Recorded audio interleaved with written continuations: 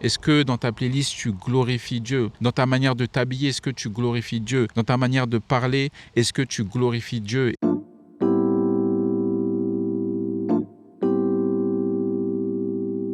Hello, c'est Emmanuel. Bienvenue sur le podcast Parlons Dieu. Je suis vraiment content de t'avoir aujourd'hui sur ce podcast. Je parle de la vie chrétienne, de la foi chrétienne et de Jésus-Christ en général. Alors si c'est ta première fois, bienvenue. Je suis là pour te partager des messages, pour partager ce que Dieu a mis dans mon cœur. Aujourd'hui, je suis à Montréal, il fait 35 degrés. Je suis à peu près dans la nature. Il y a juste l'aéroport qui est à 5 minutes d'ici. Donc, si tu entends des avions, vraiment désolé. Aujourd'hui, le message, c'est mon corps. Et je trouvais que c'était important et à la fois intéressant et même alarmant de parler de ce sujet parce que lorsqu'on parle par exemple de pureté, on se rend compte qu'il y a beaucoup de choses dans ce monde qui vont rentrer dans la vie des chrétiens. Il y a beaucoup de choses dans ce monde qui vont rentrer dans les églises en parlant de la manière de s'habiller, la manière de parler, la manière de faire les choses. Aujourd'hui, je ne saurais pas reconnaître un chrétien d'un non-chrétien dans la manière de faire les choses en général, même au travail, même autour de nous. Et je trouve que c'est important de revenir aux fondamentaux de pourquoi Jésus a donné sa vie à la croix, pourquoi il est mort, pourquoi il a pris nos péchés à la croix. Et c'est pour ça que je veux vraiment commencer avec un verset qui est Luc chapitre 22, verset 19, qui dit « Ceci est mon corps qui est donné pour vous, faites ceci en mémoire de moi ». Et pour te donner un peu de contexte, avant d'aller à la croix, Jésus il est avec ses disciples et ils ont un repas ensemble et il leur dit « Je vais bientôt m'en aller, physiquement vous n'allez plus me voir. Mais jusqu'à que je revienne, vous allez manger du pain, vous allez boire du vin en commémoration. » Et c'est pour ça que dans les églises, peu importe la dénomination, on va toujours manger du pain, boire du vin ou peut-être du jus de raisin, c'est à peu près la même chose.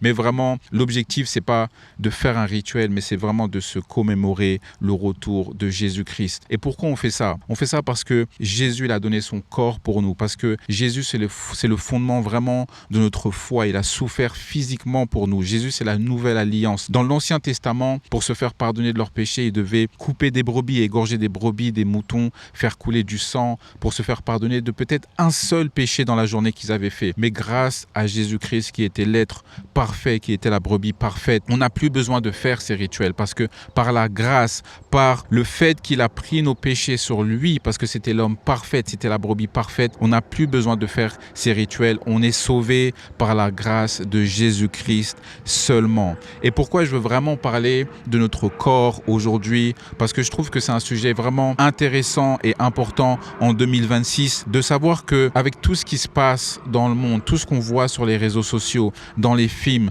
même dans les dessins animés pour enfants, que le diable agit dans ce monde. Le diable agit, le diable va prendre la parole de Dieu et va vraiment faire en sorte de twist, de mélanger la parole de Dieu. Dieu nous dit que notre corps lui appartient. À partir du moment où on a accepté Jésus dans notre vie, notre corps lui appartient. Et notre corps, il a 3 dimensions. Il a notre chair, ce qu'on peut voir, il a l'esprit et il a l'âme. Mais ça sera pour un prochain épisode parce que je trouve que c'est vraiment important de décortiquer cela et de savoir cela en tant que chrétien. Mais notre corps, il appartient à Jésus-Christ. Notre corps, il a été racheté par le sang de Jésus. Et c'est pour ça qu'aujourd'hui, on a le pouvoir de venir vers Jésus et de lui demander pardon pour nos péchés. Et il nous lave de nos péchés par son sang. Ce qui est vraiment important, c'est de voir aujourd'hui le dynamisme de comment le diable opère. Le diable va prendre la parole de Dieu et va la mettre dans le monde pour dire « ton corps, fais ce que tu veux avec. Ton corps, c'est toi. Mon corps, mon choix. » Et ça, c'est vraiment un mensonge de l'ennemi qu'on voit aujourd'hui. J'aime ce que Paul dit dans 1 Corinthiens chapitre 6, verset 19, où il va envoyer une lettre aux Corinthiens. À Corinthe, c'était vraiment une culture où il y avait beaucoup d'immoralité sexuelle, beaucoup d'immoralité en général, et c'était vraiment la norme. Et il dit dans 1 Corinthiens chapitre 6, versets 19 à 20, il dit « Ne savez-vous pas que votre corps est le temple du Saint-Esprit ?» Plus loin, il dit « Vous avez été rachetés à un grand prix, glorifiez donc Dieu dans votre corps. » On a été rachetés à un grand prix. Dieu a envoyé son Fils unique afin qu'on soit sauvé. On a été racheté par Dieu. Donc, notre corps, il ne nous appartient plus. Comment, aujourd'hui, on peut mettre en application tout ce qu'on fait? pour Dieu avec notre corps. Juste un exemple. Là, aujourd'hui, j'ai décidé de prendre mon ordinateur, de prendre un micro et d'enregistrer ce podcast alors que j'aurais pu faire 1001 choses différentes.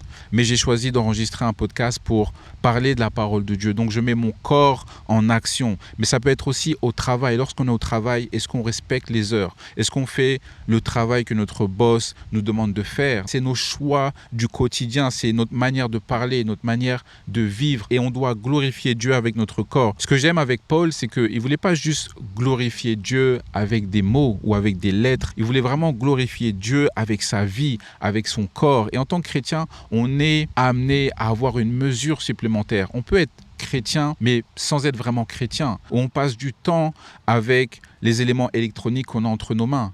Que ce soit pour le télétravail, que ce soit pour consulter les réseaux sociaux, pour regarder la télévision. Et je me demandais quand est-ce que le chrétien passe du temps vraiment avec Dieu?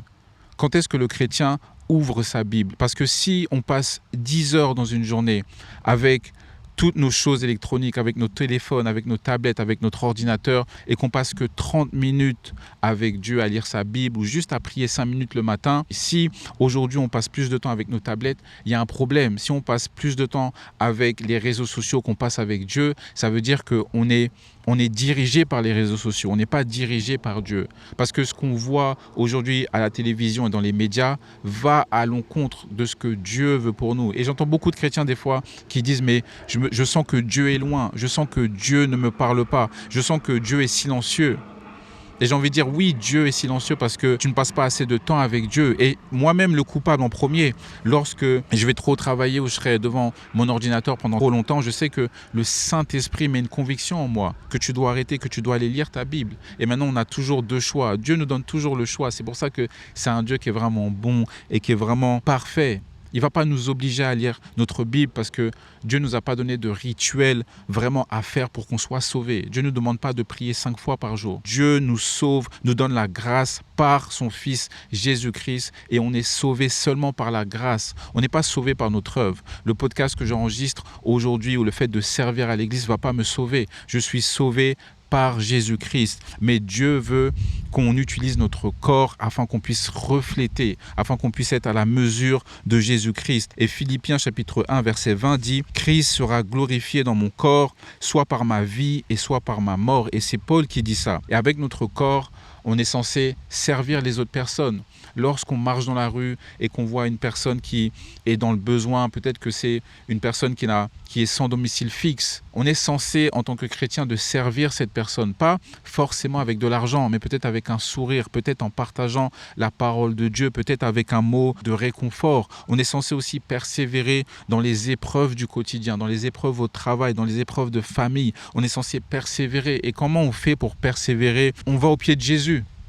Comment on fait pour sortir des fois dans des situations qui sont difficiles? C'est vraiment de retourner au pied de Jésus parce que Dieu nous attend tout le temps. Et c'est pour ça qu'il a envoyé son Fils unique mourir à la croix pour nous. On doit aussi utiliser nos talents de servir dans une église, de servir dans notre travail pour guider les gens, un talent pour faire de la cuisine, un talent pour nettoyer, un talent pour chanter, un talent dans tout ce qui est par exemple multimédia, peu importe. Dieu nous a donné à chacun et à chacune des talents. Et ces talents vont servir à glorifier Dieu dans notre vie en général, à l'église, dans notre vie professionnelle. Et c'est important de demander à Dieu quel est ton talent aujourd'hui. Dieu m'a montré que mon talent, c'était de communiquer, c'était d'utiliser une caméra, d'utiliser un ordinateur, de filmer, de créer un podcast. La seule chose, c'est qu'est-ce que je fais avec ce talent? Parce qu'un jour, lorsque je vais quitter cette terre, je sais que Dieu va me poser cette question. Qu'est-ce que tu as fait du temps que je t'ai donné? Qu'est-ce que tu as fait des talents que je t'ai donnés? Est-ce que tu as utilisé ces talents pour faire plus d'argent? Est-ce que tu as utilisé ces talents pour ton propre ego et monter le nombre de followers que tu as sur Instagram ou sur TikTok? Ou est-ce que tu as utilisé ces talents pour glorifier mon nom? Et c'est pour ça que c'est vraiment important de glorifier Dieu avec notre corps au quotidien. C'est vraiment important de glorifier Dieu parce que Jésus nous a rachetés à un grand prix. Et c'est pour ça qu'aujourd'hui, le fait qu'on a un corps humain et qu'on est à l'image de Dieu, c'est une bénédiction. On n'est pas des animaux, on n'est pas un chien, on n'est pas un chat, on n'est pas des oiseaux, mais on est à l'image de Dieu. Et la question que j'ai pour toi aujourd'hui, c'est comment est-ce que tu glorifies Dieu. C'est vraiment important dans le monde où on vit qu'on puisse offrir notre corps comme un sacrifice vivant. Jésus a été un sacrifice vivant pour nous. Il a offert son corps pour qu'on puisse être sauvé, pour qu'on puisse avoir la vie éternelle. Et c'est le plus beau cadeau qu'on puisse recevoir d'une personne. C'est qu'il donne sa vie pour nous. Parce que si moi, je serais allé à la croix, peut-être que j'aurais sauvé ma propre vie parce que je suis né pécheur. Mais comme Jésus n'est pas né pécheur et qu'il était parfait, il a pu prendre les péchés du monde entier sur son dos. Et c'est pour ça qu'aujourd'hui, on a cette grâce. Et Dieu ne recherche pas seulement nos émotions, nos paroles. Il recherche notre corps en entier. Il recherche notre manière de penser. Il recherche notre cœur. Il recherche toutes les portes qu'on lui ferme au quotidien. Dieu veut ouvrir les portes de ta vie. Dieu veut ouvrir toutes les choses qui sont cachées dans nos vies, toutes les choses qui nous font peur. Et c'est pour ça que c'est important en tant que chrétien de venir avec Dieu, avec de la vulnérabilité et de rien lui cacher parce que Dieu est notre Père. On doit avoir la crainte de Dieu, pas la crainte comme cela est défini dans le dictionnaire. La crainte de Dieu, c'est vraiment d'être en soumission parce que Dieu est un bon Père, Dieu est un ami qui est fidèle. Il veut notre vie par nos actions. Il veut notre vie par notre temps. Et la question, c'est qu'est-ce qu'on fait avec le temps qu'on a? Qu'est-ce qu'on fait avec les 24 heures qu'on a? Qu'est-ce qu'on fait avec nos actions du quotidien? Est-ce que lorsqu'on est au travail, on respecte le temps qui nous est donné pour faire ce travail? Est-ce que lorsqu'on a une pause déjeuner, on prend 2 ou 3 heures supplémentaires? Est-ce qu'on respecte nos collègues? Est-ce que lorsqu'on va écouter des musiques, notre playlist de musique, est-ce qu'on glorifie Dieu avec notre playlist de musique? Je peux te donner ce challenge de montrer ta playlist à quelqu'un de ta famille ou à un ami. Est-ce que dans ta playlist, tu glorifies Dieu? Dans ta manière de t'habiller, est-ce que tu glorifies Dieu? Dans ta manière de parler, est-ce que tu glorifies Dieu? Et c'est quelque chose qui est vraiment important aujourd'hui en tant que chrétien, de vraiment revenir à la base de ce que Jésus a fait pour nous. Et je sais que c'est dur parce qu'on va à contre-courant. Et c'est dur. Je sais que c'est pas facile. Le monde nous dit de faire quelque chose, mais nous, on va à contresens. Et des fois, on a envie de suivre le monde, d'être un peu comme tout le monde, comme on dit en anglais, de feeling, de vraiment s'accommoder les choses de ce monde pour être plus à l'aise. Mais ce n'était pas le plan de Dieu pour nous. Le plan de Dieu, c'est qu'on puisse être une lumière. Ça ne veut pas dire qu'on ne peut pas s'amuser avec des gens. Ça ne veut pas dire qu'on ne peut pas avoir du fun. Mais ça veut dire qu'on doit glorifier Dieu dans tout ce qu'on fait au quotidien. Et personnellement, comment je fais pour glorifier Dieu? C'est qu'à chaque fois que je suis dans une situation, à chaque fois que je pense à quelque chose, je me pose cette question: si Jésus était assis à côté de moi, qu'est-ce qu'il penserait de moi? Je suis en train d'écouter une musique et je me dis, je sais que ce n'est pas une musique chrétienne, mais qu'est-ce que Jésus pense de cette musique? Est-ce que c'est une musique qui glorifie Dieu? Ça ne veut pas dire que je n'ai pas le droit d'écouter du Michael Jackson, mais est-ce que les paroles vont glorifier le diable? Est-ce que les paroles vont glorifier le monde? Est-ce que les paroles vont glorifier, par exemple, le sexe? Glorifier Dieu, c'est aussi avec ce qu'on mange. Il y a des moments, je pense qu'on doit laisser le McDonald's un peu de côté et manger sainement parce que Dieu vit à l'intérieur de nous. Il y a des moments, je pense qu'on doit laisser un peu l'alcool de côté. Il y a des moments, on doit laisser des séries sur Netflix de côté. Il y a des moments, on doit laisser les téléphones de côté et ouvrir sa Bible quotidiennement, tous les jours, pour être proche de Dieu. Et c'est la question qu'il faut se poser. Comment je peux glorifier Dieu avec mon corps? Ce n'est pas le choix de tout le monde. Moi, je suis végétarien, je mange pas de viande et pas de poisson, c'est juste un choix personnel et je veux manger très très très rarement du fast-food. Je vais essayer de manger sainement, je vais essayer d'aller au sport, d'aller à la gym au moins 4-5 fois par semaine. Je vais essayer d'écouter des musiques chrétiennes. Il y a des choses que je ne vais vraiment pas écouter. Il y a des choses que je ne vais pas regarder, que je ne vais pas voir parce que je sais que Dieu vit à l'intérieur de moi et que je dois me rappeler que Jésus a pris la peine capitale pour ma vie et qu'un jour je serai en face de lui qui va me demander qu'est-ce que tu as fait avec le temps que je t'ai donné, qu'est-ce que tu as fait avec le corps que je t'ai donné. Et Romains chapitre 12 verset 1 dit: je vous exhorte donc à offrir votre corps comme un sacrifice vivant, saint, agréable à Dieu. Lorsqu'on donne notre corps comme un sacrifice vivant, il faut que ça soit agréable à Dieu. Et lorsqu'on veut être agréable à Dieu, on doit être saint, on doit servir Dieu chaque jour avec fidélité. On doit faire de notre quotidien un acte d'adoration. Pour ma part, j'évangélise dans la rue ou lorsque j'ai l'opportunité d'évangéliser, je vais évangéliser. Et même si ce n'est pas l'appel de tout le monde, lorsque je vais aller dans un magasin, je vais essayer d'être vraiment souriant avec le caissier ou la caissière.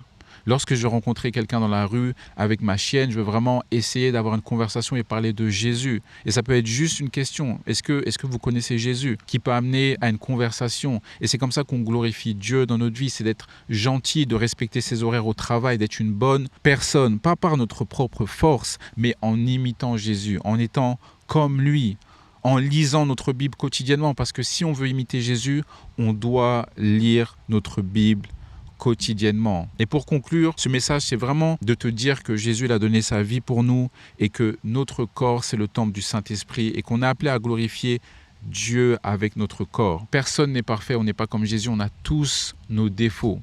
Mais on veut tous être amenés à être comme Jésus-Christ. On ne sera jamais comme lui, mais au moins être à une mesure supplémentaire. Chaque jour, chaque mois, chaque année, d'être meilleur. Et ça passe par la lecture de la Bible, ça passe par être proche de Dieu, ça passe par déposer son téléphone de temps en temps pour lire la parole de Dieu, pour être en communion avec lui, pour être en communion avec ses frères et ses sœurs, avec son corps, pour que notre corps soit un sacrifice vivant quotidiennement. On a 24 heures dans une journée et je veux vraiment t'encourager, frères et sœurs en Christ, de rester avec Dieu, de rester avec lui. Je sais que par moments, c'est pas facile, mais c'est de vraiment s'accrocher à Dieu avec notre corps et de toute notre âme et de tout notre esprit. Je te remercie beaucoup d'avoir écouté cet épisode. J'espère qu'il t'a plu.